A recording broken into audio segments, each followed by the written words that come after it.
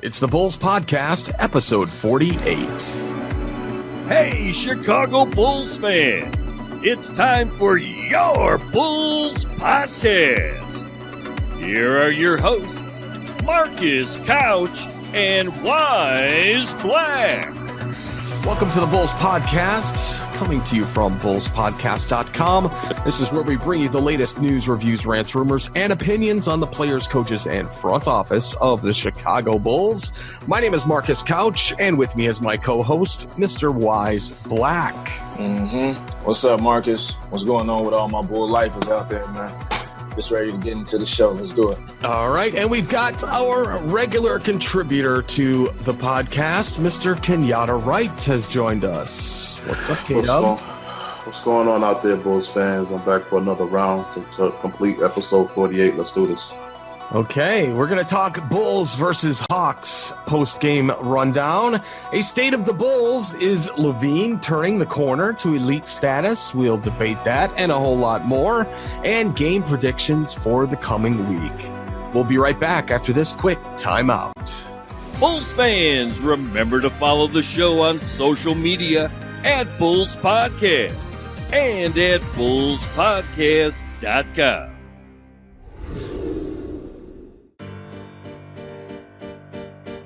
And the Bulls took on the equally miserable Atlanta Hawks at the UC on Wednesday night. Forget about the Jabari Parker revenge game part 2. This one was all Bulls from start to finish. The Bulls won with a 4-year record high for team points with a score of 136-102. Zach LaVine seemed to have an answer for the critics and the calls on social media for his trade to another team for seemingly nothing.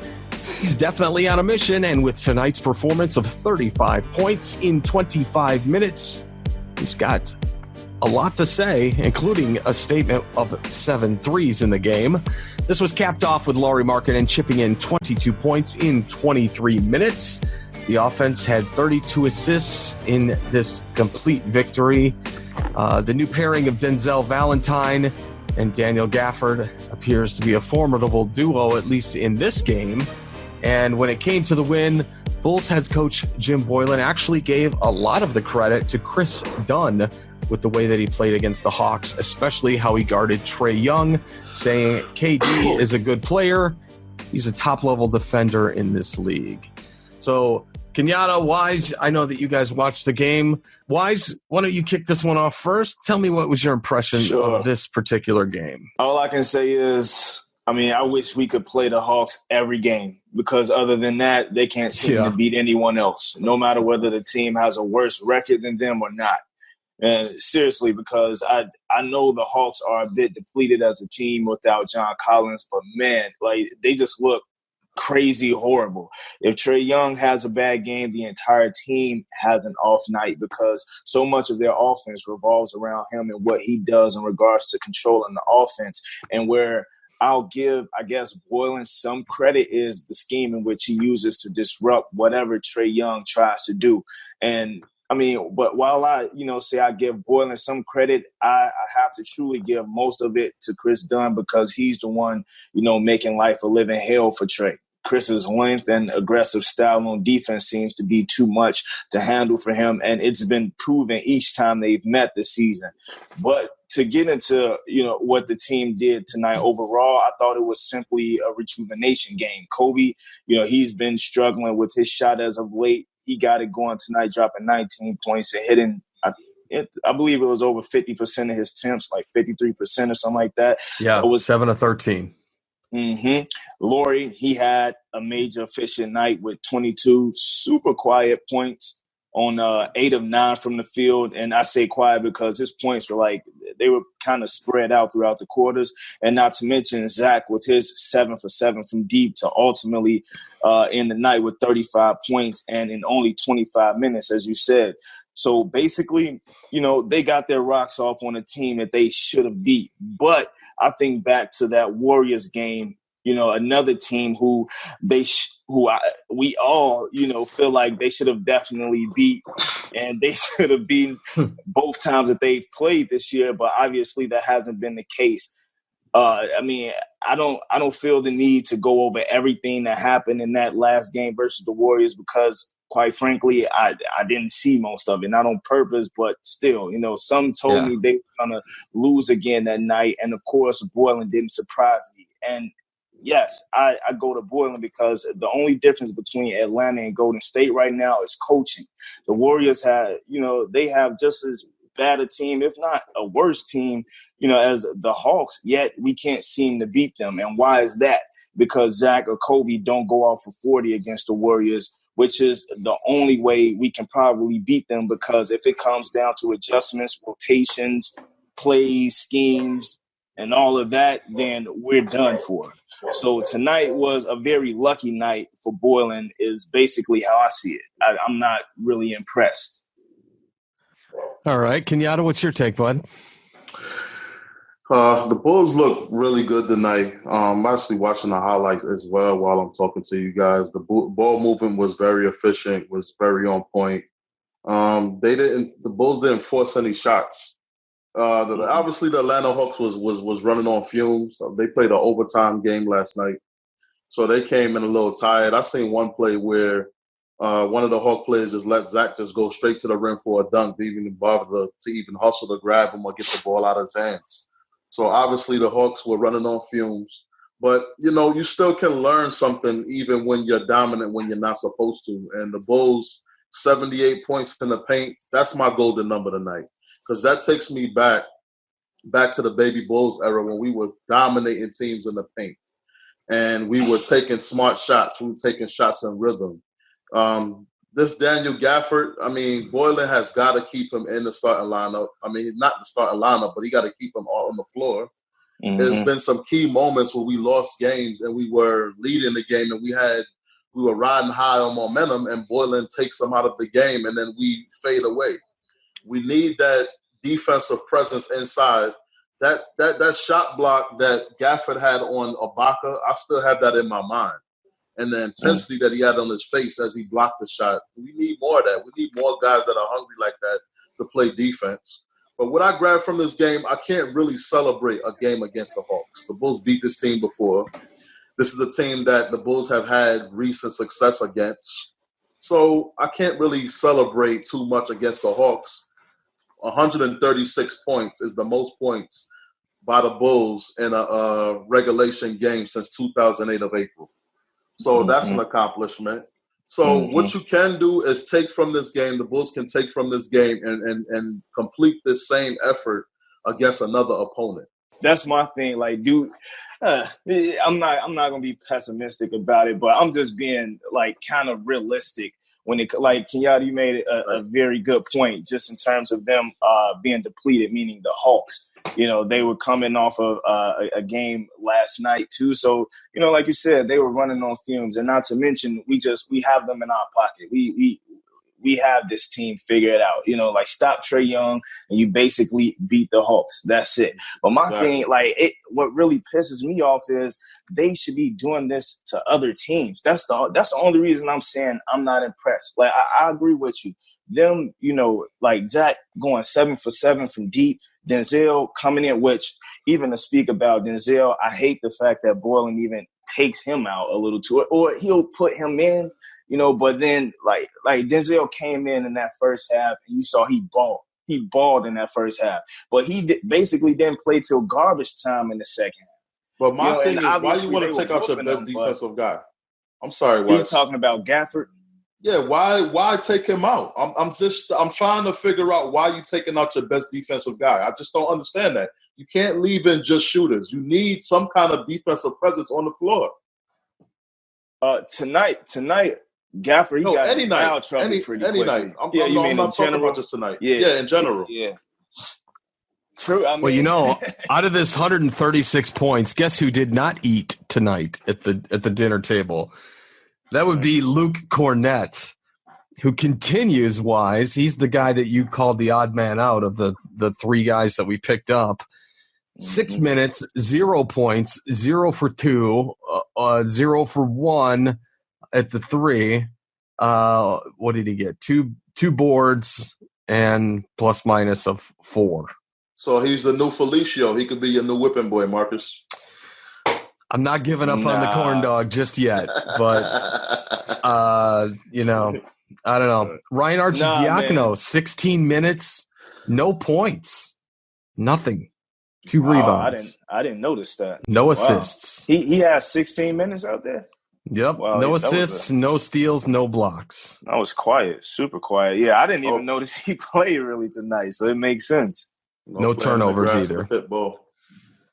So if you're gonna get out there for 16 minutes, at least don't turn the damn thing over. But back to Kornet though, man. I'm with you, Marcus. I haven't given up on him. Like Kornet, he has some decent skills. Don't get me wrong. He's very frail. He's super skinny, but at the same time, like that length could be utilized a lot better. I think that just the defensive scheme that's being ran when he's out there on the floor is not conducive to his game. Of course, he's going to get burned by a guard every time if y'all are playing man and he has to guard a point guard coming off of a switch from a pick and roll. Of course, he's going to get burned. So instead, they need to be playing zone when Luke Kornet is in there. You use his 7'1" frame to sit under the basket and block shots. You don't have him running around. Not just block, but this is Lob City with this guy. Yeah. Why are we not chucking it to him every time that he's in the game? Every time. Just get up. That's all you got to do. Well, let me tell you something.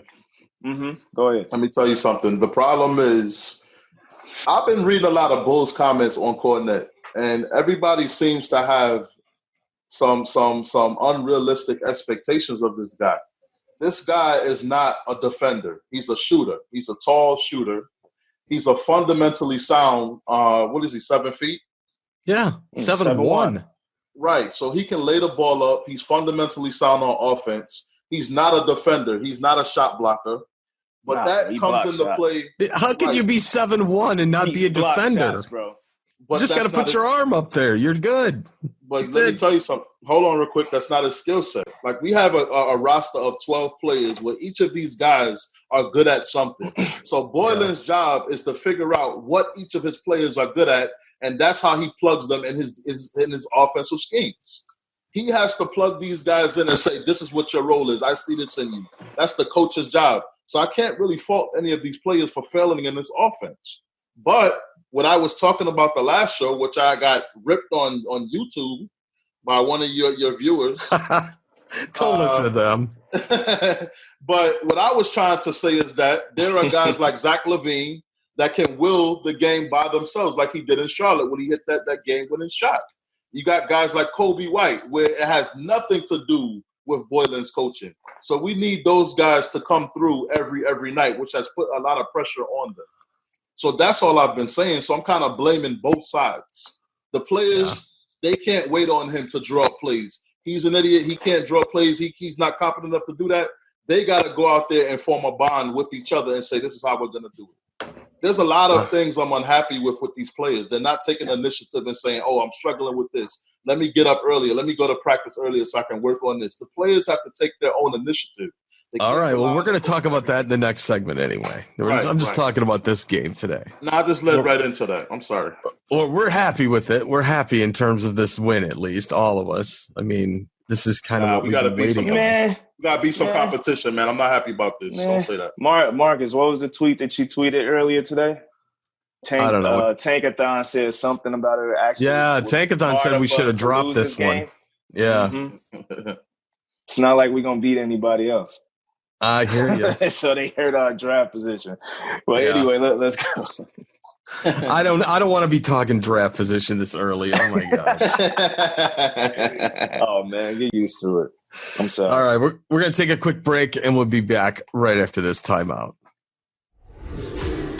Hey listeners, if you haven't subscribed to the Bulls Podcast YouTube channel, it's something you need to do right now. You can just search for Bulls Podcast or go to youtube.com/Bulls Podcast and subscribe. We're active with our subscribers and our commenters in every single episode, and I personally respond to every single comment we get. So if you're not subbed up to us in YouTube, please help us out and give us your subscription. Yeah, guys. Also, throw us a few likes on the content we've added for you there too. Help us out, people. You can also search for us on YouTube or go straight to youtube.com/Bulls Podcast and click subscribe. It will definitely help us out a ton.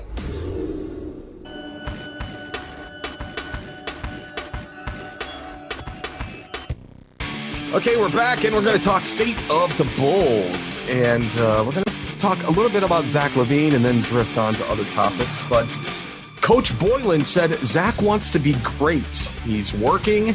His habits are good. I'm happy for him. Okay, that sounds like just about everybody in the NBA. But a question for the panel, is Zach LaVine turning the corner even if the Bulls haven't found their complete winning ways yet? Can he be a team leader, an all-star, and consistently play at an elite NBA level? And Wyse, I'll start with you. I don't know, man.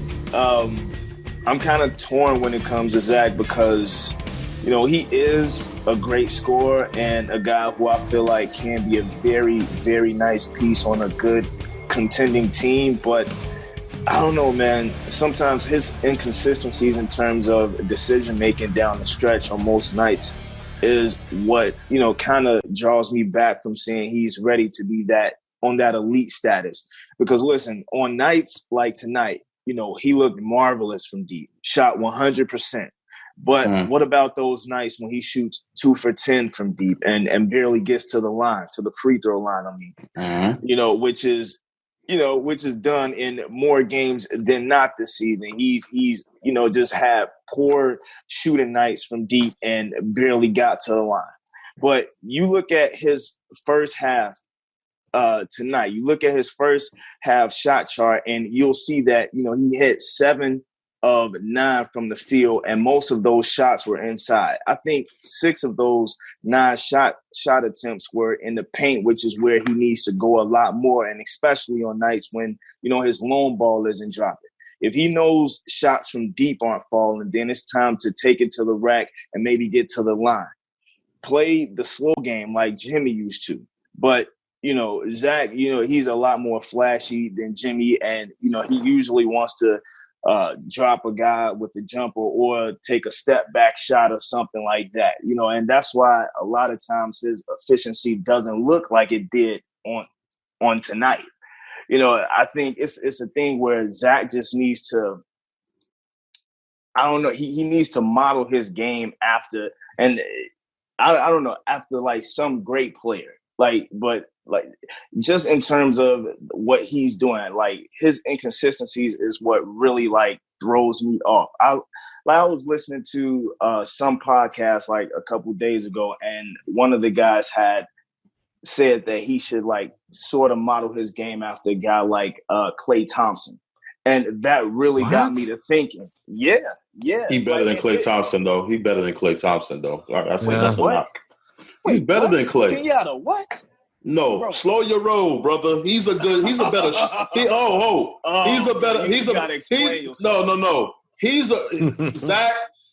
is crazy athletic than this guy. He's a better shooter than Zach, but he ain't. Come on, man. You play ball, bro. You know it ain't all about athleticism. Man, listen, I would take Zach's freaky athleticism over just shooting any day. I don't even like the shooting era in the NBA. I'm not a shooting guy. I'm more of a all-around type offensive guy. Zach can score in any which way that you could pick out. Bro, you think that Zach LaVine is better than Klay Thompson? As far as all-around offense, yes. If I put them in a shooting contest, Thompson will win. But I'm talking about athleticism. I'm talking about every which way that you can score offensively. He's not a better all-around. The only thing that I would say that Zach does better than Klay Thompson is dribble. And the only reason I say that is because Klay doesn't need to dribble. But outside of that, no, bro, you smoking. I'll give you the athleticism. Fine. He could jump from here to the moon. But come on, bro, what is that doing for him? Look at guys like Tyrus Thomas. Where is he? He was one of the most athletic players I've ever seen. The only way it's just about jumping. Come on now. The only thing I give Klay Thompson over him is Klay Thompson is more experienced and he's more intelligent on when to shoot and when to not shoot. He's a far more cerebral. Okay, all right, I give you that. But as far as raw talent, he ain't better than Zach, man. I don't agree with that. He's a better shooter. I think game IQ, he's way better than Zach. Yeah, he is. And I give him the that. other day. For a basketball team. Hey, man. No comparison. Klay Thompson driving to the hoop, going against, Marc Gasol and seeing Gafford under the hoop. Klay Thompson would have bounced past that or lobbed it, one of the two, and won that game. But that was the point I was going to make about Zach, is that if he was smarter and knew how to use his game to make others better, he would be crazy good, yo. That's the only thing that Thompson has over him, is he's a smarter player. And he knows when to shoot and when to pass. That's huge. Hey, but here's my thing, man. Of the game. Why did Zach in that game against Gasol and those guys at the end? Why did he not dunk it? He like you said, he can jump to the moon. Mm-hmm. Why didn't he do that? You're talking about versus Toronto? Yeah, exactly. I don't know. We don't know what goes on with these players sometimes. Maybe he was tired of something. I guess. Maybe he was tired of something. The city would have caught on fire if you would have dunked that one for the win. But Kenyatta, you got me discombobulated, bro. You said Zach is better than Klay Thompson. I'm talking about as far as raw ability. There's no way in hell Klay Thompson is a better offensive player than Zach LaVine. No way. All right. Well, let's slide this over to a different part of the conversation here for the Bulls and go with the one. Right now, you got Satoransky, you got Dunn, you got Kobe White. Who's our point guard of the future here, and who's our point guard of the season for that matter? One thing I will say. Let me go real quick, Kenyatta. One thing I will say, out of all of the point guards that we have right now, who I'm most impressed with is Chris Dunn. And the only reason I say that is because he's the only one who exceeded my expectations. He's the only one who really exceeded my expectations this season. I love him in the role that he has with us right now. Coming off the bench, this is the perfect role for Chris Dunn. Hell, I'll say I would even love to keep him if we can. Saying have him starting, but as a reserve point guard coming off of our bench, as the number 2, I would love to keep Chris Dunn the way that he's playing right now. That gritty, defensive, just dog of a player. But what's that worth? What kind of contract do you get for that? Oh, no, he ain't getting nothing. That's the thing, man. Chris got to get I don't think he's going to get paid by another team or anything like that. I think he'll get a similar contract to, he's going to get a contract for a role player, some between $6 to $8 million a year. And I think that we can do that. I'm just being realistic. And I don't think that that's a bad contract given the way that Chris has looked so far. But yeah, back to the point, Chris is the one that I'm most impressed with. But obviously, Kobe White, he has the highest ceiling. He's obviously the point guard of the future. But he did say starting point guard, and Chris ain't going to be starting no time soon. So yeah, I the reason why I was a little out of bounds picking Kobe White is because I feel like he needs to facilitate a lot more than he does. He's more of a scorer and a shooting guard. So we drafted a shooting guard, which I thought would be a point guard, and he doesn't play point guard at all. He's not a facilitator. So, if we're talking about who's the best point guard that we have, who's the most valuable is Kobe White, obviously. But Chris Dunn, I like the way he changed his game up. To be asked to be a bench player and then, to go from starting and the production level that he's had in the past to going from coming off the bench and just doing, what's needed from you at the time that is needed from you, and to take that in stride and still go out there and be a professional. Chris Dunn has really impressed me. I've rode him for so many months. I've got on him. And, don't think these players don't hear what was said about them on these podcasts and everything. They definitely listen. Yeah, I know. And, For sure. He took that and he still, was a professional, and I really respect him more than I used to. Yeah, he's really come on, and I don't know if he still leads the league in steals, but that's quite an honor for a guy who's not a starter. Yeah, but if we're talking about who should be starting right now, man, I think the guy who they have starting is Satoransky. He should be the starter right now, but I think it's just a case where we have a coach who doesn't know how to run an offense to save his life. I really think that that's the case. Like he doesn't have an adequate offensive game plan. Like you even look at the way that he's using Wendell Carter Jr., man. I hate the way that he uses Wendell Carter Jr.'s game. You look back at when Wendell was at Duke just a couple seasons ago. He hit, 42% from deep? Yeah. 42% from deep. And you look at him now with us, and he doesn't even take threes. Why are we not utilizing that part I thought that was his thing. When we drafted him, they talked about that. They have him afraid to take 3-point shots. Wendell should be taking at least 1 or 2 3-point shots per game. At least to get some spacing. Mm-hmm. Exactly. And that's another thing. He's down low. Almost 100% of the time, he's down low on offense. So why ain't no plays drawn up for him down there? I mean, you're asking the wrong person. It's a serious problem, though, man. He shouldn't even be down there. I think that Wendell Carter Jr. should be.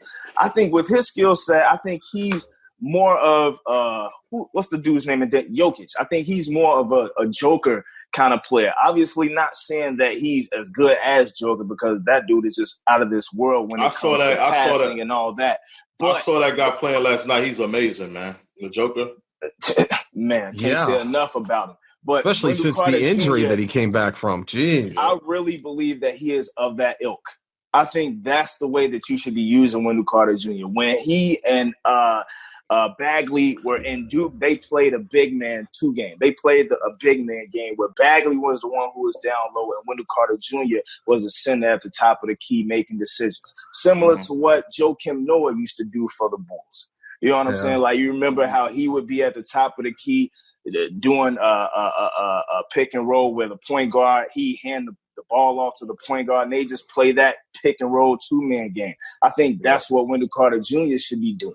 But we don't see any of that. They have him down low playing post-ups when he's only 6'9". He's 6'9". And thank goodness, like he actually has a decent enough post game to where on most occasions he will, get the ball and do something with it. He'll get it in the hole. But I think that that's really undermining his real skill sets, which is being a center who can pass the ball, who can shoot it from deep, and who can make good decisions for your team. Mm-hmm. But, hey. What's up? All right, I'm going to switch gears here then. What's up with Lauri Markkanen? I know we got, he cashed in at the dime store today and brought some bottles in, but, he seems to be somewhat getting his courage back. Yeah. But you never know. Yeah, no, for sure. Go ahead, Kenyatta. I went. It's just difficult, man. With Lauri Markkanen, I mean, for his size when he was coming into the league, even though we knew that he was very, very good shooting the ball, you want to see a guy his size bang down low, and then in the off season for us like Bulls fans and for us to hear that he went and worked out and got buffer and got bigger. I thought that a lot of Bulls fans was looking for him to come back and be that dominant low post presence, and he hasn't been able to do that. And he kind of lost his confidence shooting the ball. And I think Zach isolating and taking most of the shots kind of threw him off. And plus the fact that we're not really running anything out there. he kind of got lost in the offense. So that's well, he also had that elbow injury. Remember that at the beginning of the season last year, and he missed a significant amount of games. Mm-hmm. And you never know. That may have altered everything in his game with his arm being that way. With Laurie, for me, man, like I was actually expecting him to be an all-around player, meaning in comparison to his rookie year.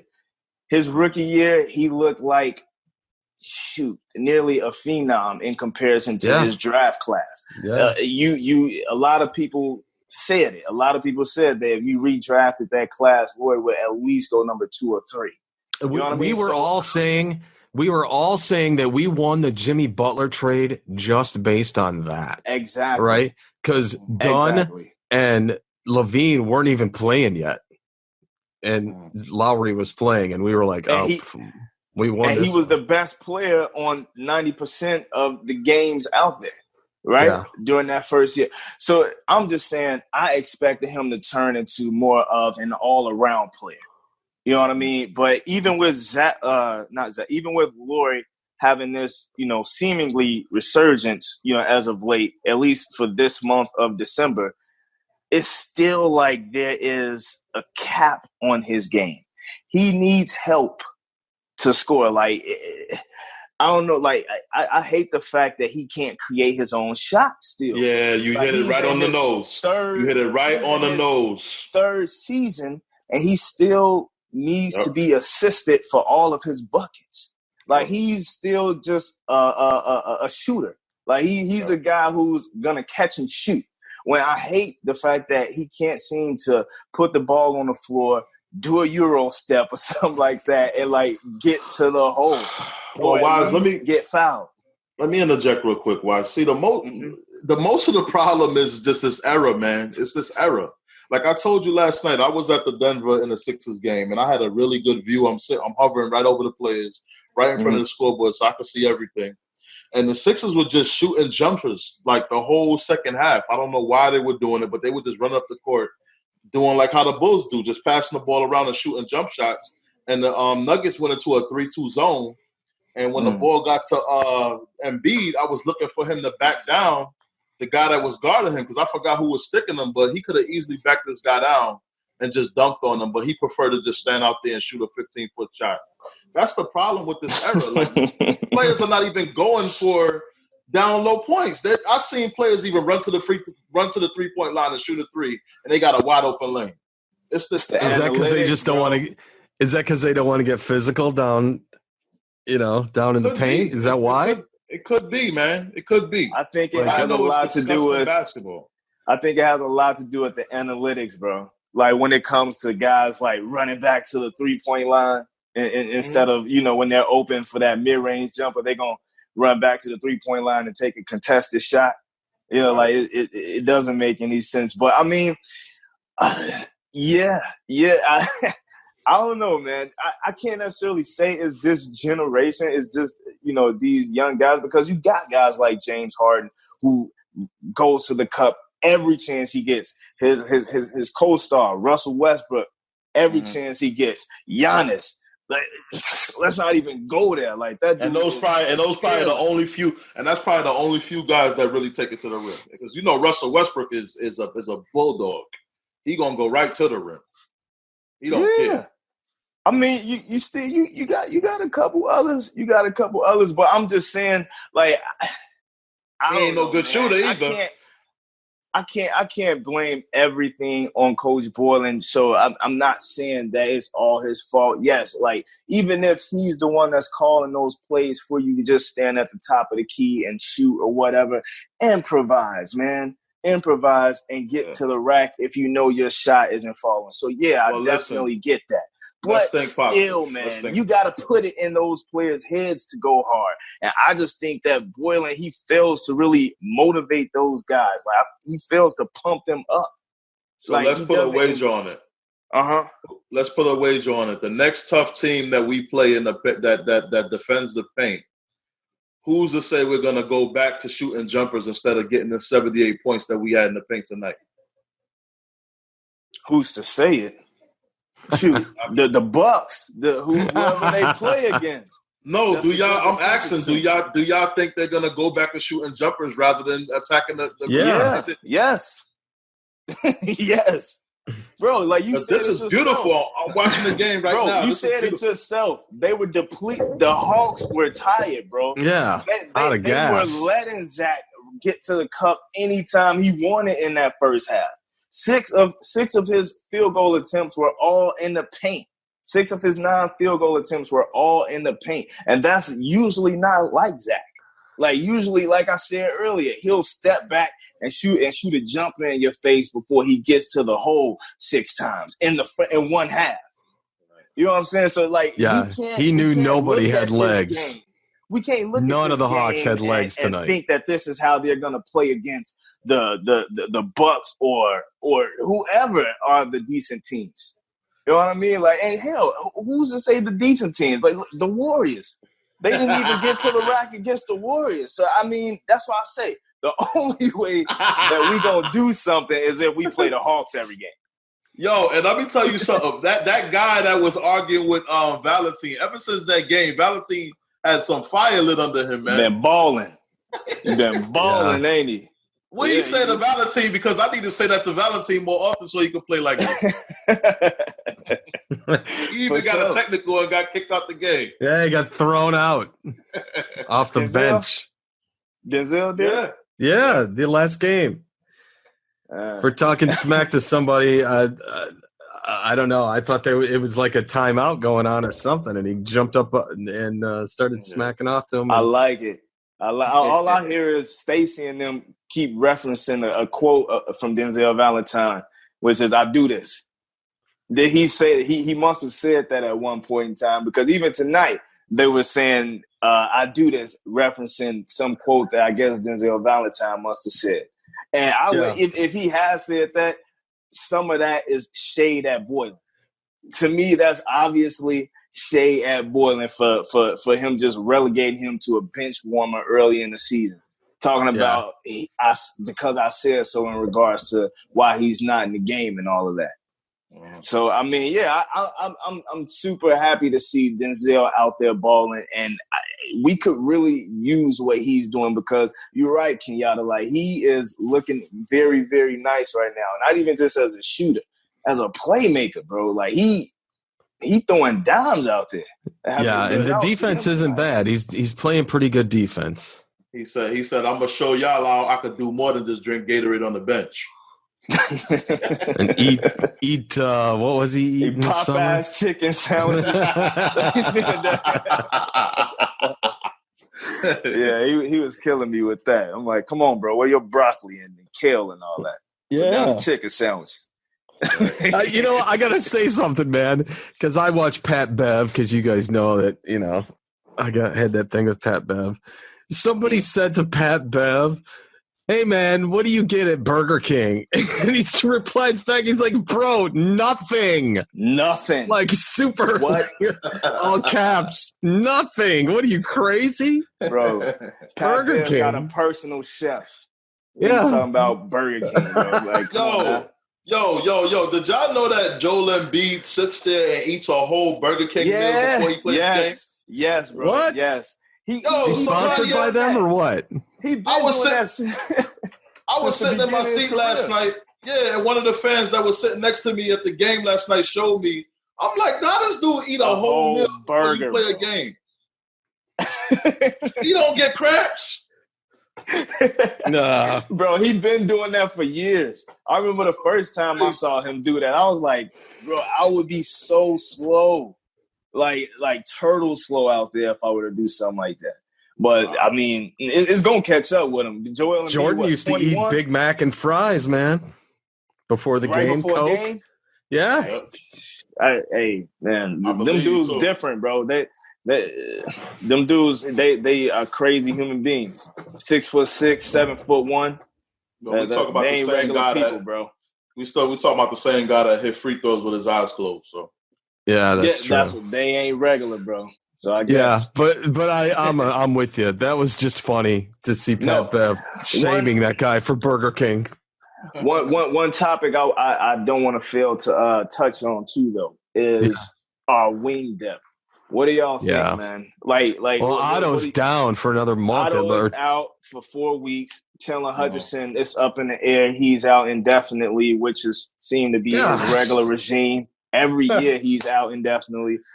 So basically all we have right now is Denzel Valentine. He's not even a true 3. He like 6'4", 6'5". Don't sleep on that boy Shaq Harrison. I think he could be he could.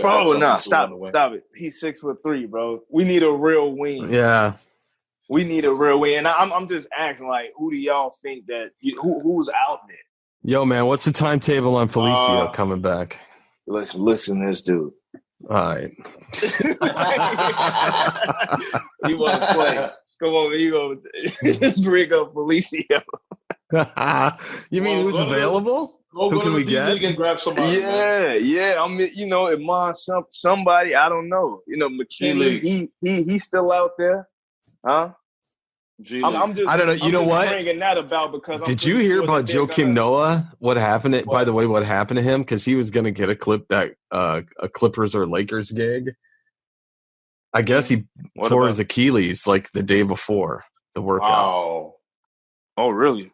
Yeah. Recently? Yeah. Well, yeah. Remember this summer when he was trying out for a couple teams? Oh yeah. Yeah. I guess when he was in LA, I guess he had some kind of injury, which would have meant we would have seen Joakim Noah play this year, which would have been great. Ridiculous to see him with LeBron. Going back to what you said, Wyse, if we don't get nobody else, we don't have no other option, so we gotta have to go with Shaq. You can't tell me nobody else on the wing. Who else you gonna go to? Who else you gonna use? Man, you need to put Sadaransky or Zach there. No, what needs to happen is our management need to stop being cheap and go out there and sign somebody and pick up some guys. That's exactly isn't it funny what I'm saying. We had this guy named Carmelo Anthony on the roster just not too long ago. His head wasn't right when he was with us anyway, so I'm not going to count that. I'm not going to count that against him. He's balling. He just got a guaranteed contract, he's too. balling now, but look, he was out of the – wasn't nobody thinking about him. He's fresh now. Let Carmelo play. If we would have let Carmelo suit up for us, he would have bombed. He would have been trash. I'm sorry. I don't think that he would have been a Melo that we're seeing right now. This Melo is motivated. And look at the team that he's with. They have a real team. I don't think he would have looked like that with us. It's easy for him to do that when you have Whiteside as a shot blocker. You have Damian and McCollum. It's easy to do that when you got those two guys. He got help over there. Defense. Yeah.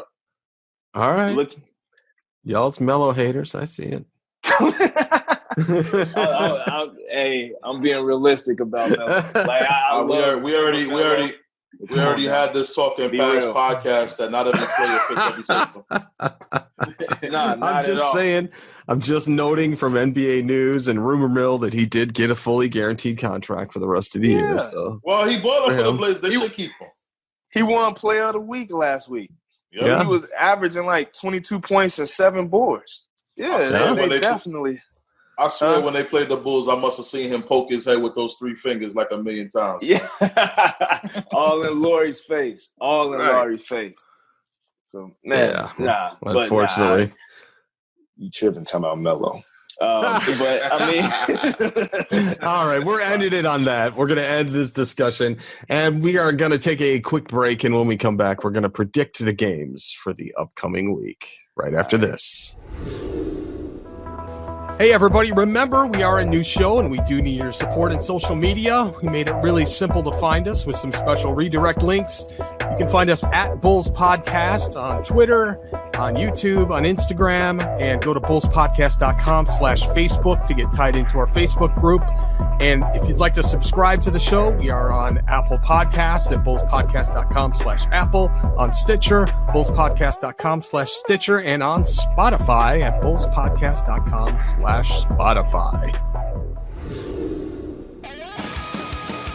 All right, guys, we got a number of games coming up next week. By the way, Wyse, last week you and I did get every game right except for the Golden State loss, which I'm not gonna bring that up again. Yeah, I'm sure. But anyway, we just got one. We did pretty good. All right, so let's talk about this coming week. Let's see if Friday the 13th ends up being lucky for the Bulls. It's going to be Star Wars night against the Charlotte Hornets, and they're going to be giving away United Airlines Star Wars socks. This is going to be a corny game. What do you got, guys? Friday the 13th in the UC against the Charlotte Hornets. Who do you got? Well, opening night was really crazy. 69 points off of threes. Then you go back to the second game where Zach hit that game winner in the last couple seconds to win that game. After the Hornets were guaranteed that game. It's Friday the 13th. Crazy things happened on that night. Might be a crazy game 3. I got the Bulls. I got the Bulls. All right. Wyse, what do you got? Yeah, great explanation, Kenyatta, because that's exactly what I was thinking. It seems like the Charlotte Hornets, they kind of have the edge on us. And for the points that you mentioned, that first game that we played against them and that miracle of a game by Zach LaVine. It's really hard for me to say, but I'm going to go with the Bulls just because I'm hoping that they pull it out. All right, that's 3 dubs. Got that one. And then the next day is going to be the holiday night game.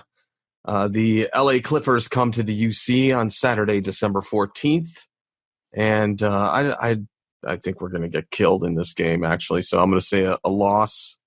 Kenyatta, who do you got there? Oh, my goodness, man. L. I'm not even going to go on explanation like I usually do. Oh, okay. Wyse? I mean, you really want me to say it? Hey, let's get the record straight here. You know, come on. No, real talk though. Like if we look at it, like haven't they been playing pretty decently versus some of the better teams in the league? Yeah. Like you look at that Miami game, they lost by 1 point. Like some of the pretty decent teams in the league, they seem to get up for. So I'm hoping that it will at least be a nail-biter game, which I doubt. But, I mean, all in all, they're going to take an L. But I hope it's a good game. Okay. Well, that doesn't unfortunately count in the picks, but we'll put you down for an L. And then Monday, we got a slew of games coming. Monday the 16th at 7 o'clock in Oklahoma City at the Chesapeake Energy Arena. And OKC, Chris Paul in the Oklahoma City Thunder. Who do you got, Wyse? I got OKC. I think the Thunder going to get them. Yeah, they got a decent team. Kenyatta? Where's the game at? It's in OKC? In OKC. I got the Thunder. All right. I got the Thunder. They're actually pretty good too, man. I thought they were going to have a bad season. They don't look too bad. Yeah. Chris Paul is controlling that team. I got the Bulls winning this game. Sorry. I think they're going to spoil it. Not beating the Thunder, man. I hope so. I'm telling you. I think Lowry's going to do it. I think he's going to have a really good game. And then we got Wednesday, December 18th at 6 o'clock in Washington at the Capital One Arena against the Wizards. Wyse, who do you think on this one? Yeah, I think we can take Bradley Beal in them. I think they have a really nice offense, but nothing else. I think that we can beat them. Okay. And Kenyatta? That's a dub. Dub. I also have a dub. I think Sato is going to have a breakout game when he comes back to Washington. They don't have nobody but Bradley Beal. I've actually been watching a couple of their games. They don't look like nothing. Yeah. You don't get scared by them. Not without John Wall, actually. In the East, does anybody scare you guys right now, except Milwaukee? And maybe Miami? Toronto. Yeah, I was going to say Toronto, Miami. I think Indiana is formidable. The Nets aren't right now, I'll tell you that. 76ers, when KD comes back to the Nets, I think they'll be okay, but when's that? Well, the East is super top-heavy. But outside of those top, maybe 3 teams, the East is trash. Well, I'm surprised you ain't say those Celtics, man. And you can't forget about Toronto, man. Even though they lost Kawhi Leonard, they still have been playing championship basketball. Yeah, so I mean, I would rank it Bucks, 76ers, Celtics. Right. Yeah, you know, right. I maybe have Toronto fourth, but yeah, in that order. And then Miami. I got Toronto the top three, yo. Toronto's top three. Okay. I mean, that's my opinion. I got them in the top three. I just think they carried over something from that championship season. They got a bond. They got their butt kicked tonight, bro. They did. Kawhi murdered them on the ring night. Kawhi said, "Now I shall kill my brother, my former brother." All right, we are going to take a quick break, and when we come back, we'll close it all out right after this. All right, and you can follow Wyse Black on Twitter at @radical_creator, on Instagram at @radical_creator, and on YouTube just search for Wyse Black. And Kenyatta, what do you got going on? Still working on my project, Talking Bulls. I'm really looking forward to it. Just adding some new ideas and working up with my colleagues on, getting that started up. Just go for it, bro. Just go for it. Come on, man. You don't need to format it. Just grab the mic and talk about the game, the team. Yeah, I just want it to be very special. I'm doing it for the Bulls fans and the Bulls community and the Bulls family, so I want it to really be good. You also catch me on Twitter at Kenny Wright 31, and that's it. That's it on me. All right, and remember on his Facebook group, his Bullseye Facebook group. Really great content. You can check out all the show notes at bullspodcast.com, and I'll put all the links to that. And for me, you can find me on Twitter at Marcus Couch and on Instagram at Marcus Couch. And hello to Shekinah Young, who heard Wyse and I actually talk about her on the last episode and then tweeted it out. It was pretty funny. So looking forward to maybe having her on sometime. Yeah, that was great, actually. So hopefully we got some new listeners from that. Remember, everything show-related you can find at Bulls Podcast. Make sure you're connected to us everywhere we are. If you can't remember any of these links, you can always check out the show notes for this show and all the other shows over at our website, which is bullspodcast.com. And Wyse, closing thoughts from you? Nah, really nothing, man. I appreciated you for the outro. So I mean, but since you called me out, I appreciate the fans, but I appreciate y'all for continuing to mess with us, man. It was an honor to have Kenyatta on once again tonight, and it was fun getting a W, but I mean, whatever. Stay cool, Chicago. We'll see if we can hold it together for the next few. Until next time, thanks for listening, everybody. Go Bulls. Go Bulls, baby. Go Bulls. Hey, Bulls fans. This is your Bulls championship announcer, Ray Clay, saying so long, everybody. Go Bulls.